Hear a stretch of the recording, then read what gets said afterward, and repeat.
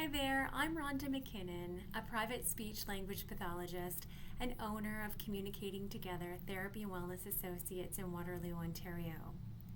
Today I want to share why it's important to talk openly about stuttering with young children and how our understanding of this has changed for the better over time.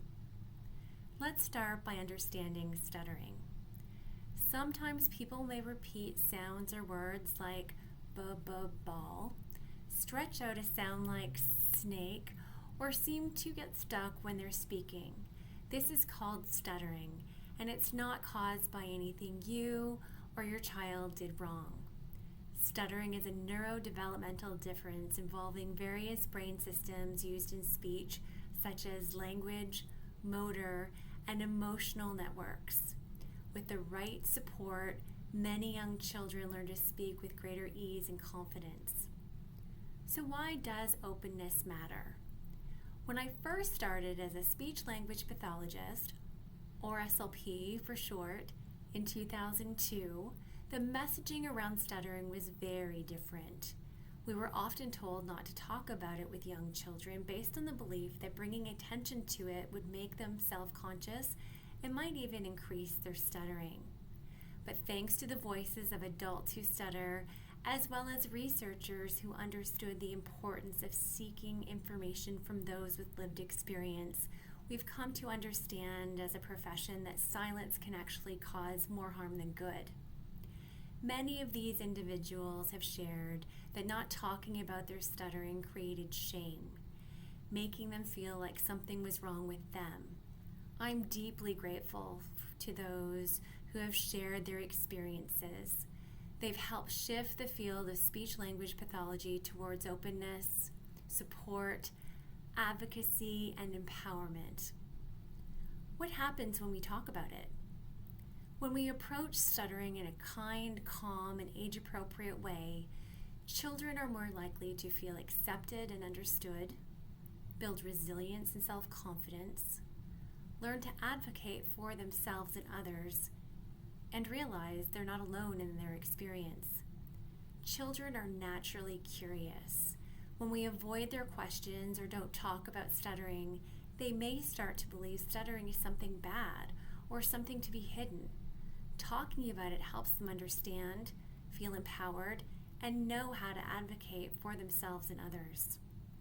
Support starts at home, and as a speech-language pathologist, I work closely with parents, guardians, and families while I'm working with children. Family involvement is imperative when supporting young children. Here are some simple ways to support your child. Be patient in the right way. Patience doesn't mean saying things like, slow down, or take a deep breath.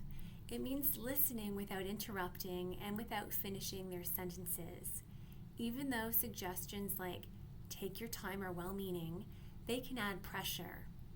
What really helps is giving your child the space to get their words out and showing that you're interested in what they're saying, that their messages and ideas are more important than how fluently they say their words.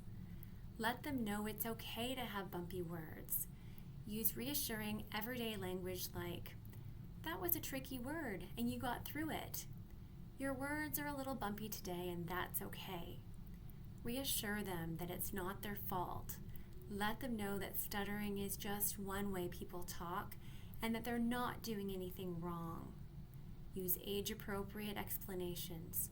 For example, everyone is different. Some people wear glasses, some people have blue eyes, some people have brown eyes, some people stutter, and that's okay. Include stories and books about stuttering. Seeing characters who stutter can help kids feel seen and understood. Talk to siblings, family members, and caregivers. A supportive home environment can be very helpful in supporting and protecting confidence as well as building resilience. A supportive environment, regardless of where you are in the community, at school, at home, at work, is crucial. If a child doesn't feel safe and supported, their brain will be focused on survival and not on speech, language, communication, emotional connection, or higher level cognitive skills. Let's build a world where all communicators are accepted and feel safe. Every child deserves to feel heard, safe, and celebrated for who they are. Talking openly about stuttering is a powerful way to help them grow with confidence. I'll be sharing more tips and thoughts like this, so follow along if you're curious about communication development. As a quick note, this video is meant for general informational purposes only. For specific advice for your child, please consult a licensed speech-language pathologist or registered speech therapist. Depending on where you live, the title may vary. Here in Ontario, Canada, we use the term speech-language pathologist, while in other countries, the same professionals may be called speech therapists. Sometimes I use the term speech-language pathologist and speech therapist interchangeably to describe my role as well.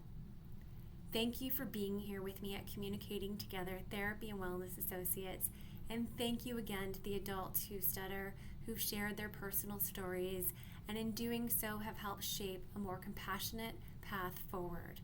For more information, you can check out my website at communicatingtogether.ca. Take care and bye for now.